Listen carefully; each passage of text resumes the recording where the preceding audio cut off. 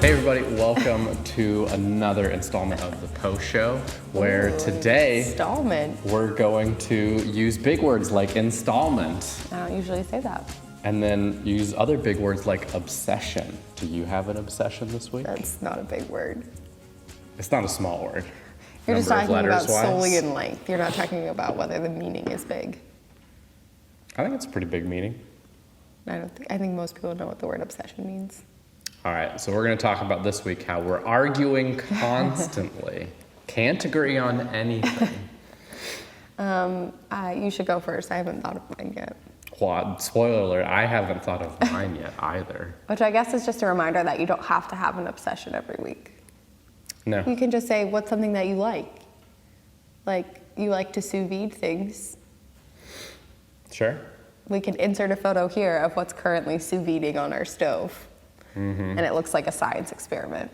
Yep, cooking a ham for 48 hours at 149 degrees Fahrenheit. And I would say sous vide is a big word in terms of meaning. A lot of people probably don't know what that means. Why don't you tell them? Yeah, it's a French cooking style where you vacuum seal your food and then cook it in a water bath for a very long period of time at a very controlled temperature. It's a very precise way to cook food, and it yields delicious results. But we don't know yet because we haven't tried the ham. Fair enough. We'll get back to you on this one. So? Why don't you tell them what my obsession is this week? Oh, I can think of something.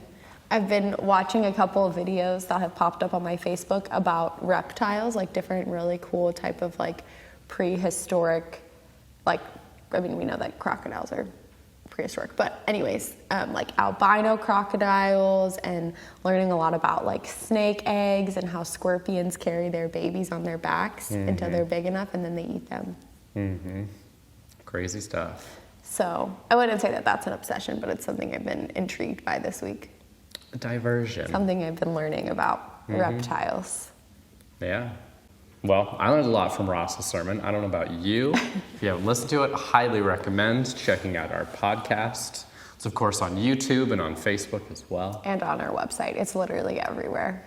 You can't miss it. No excuses. Minimal effort to find the sermon that Ross gave this week while Levi was out of town. And he spoke about basically the whole chapter of Acts 16 and brought to light a few interesting tidbits from it, but one that he pulled out that stood out to me was how humans, as we both are, sitting here while you're watching this video. And as you are as well, if you're watching. Well, Most I guess likely. a bot could be watching. Well, bots don't watch things. How do we know there's not lizards out there that are watching things? Scorpions? You never know. I don't think they can. Either way, what they peas. probably have less than us is confirmation bias, both negative and positive. And as believers, we look to God to confirm things for us, to give us direction, because he is the one who is leading us down this path here on earth. Could wax very philosophical. Anyways, Ross spoke about working with teens and how specifically, Because if you didn't know, he's the youth leader here.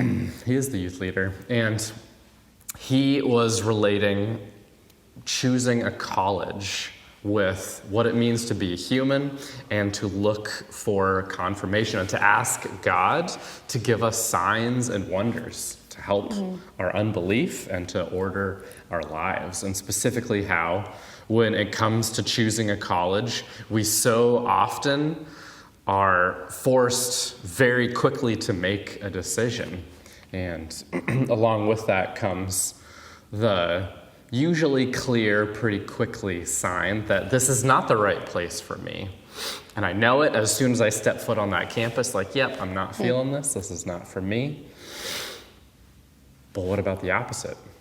That's interesting that you say that, because I had a very different choosing of college experience than what you just described.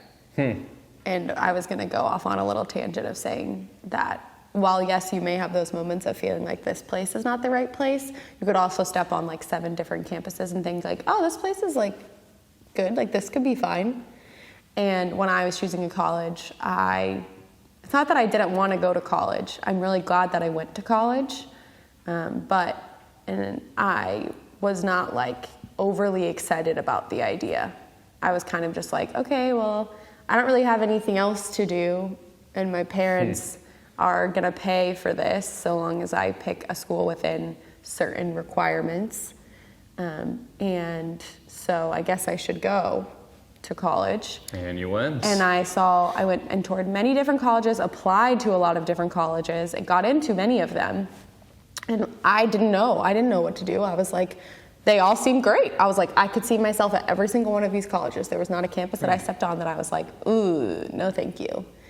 And not to say that there couldn't have been a college that I stepped on and felt that way, just none of the ones that I picked. Sure. I felt that way. And I was literally down to the night before that I had to decide. Like, I was like, this is the night and I have to decide. And I had no idea how to decide.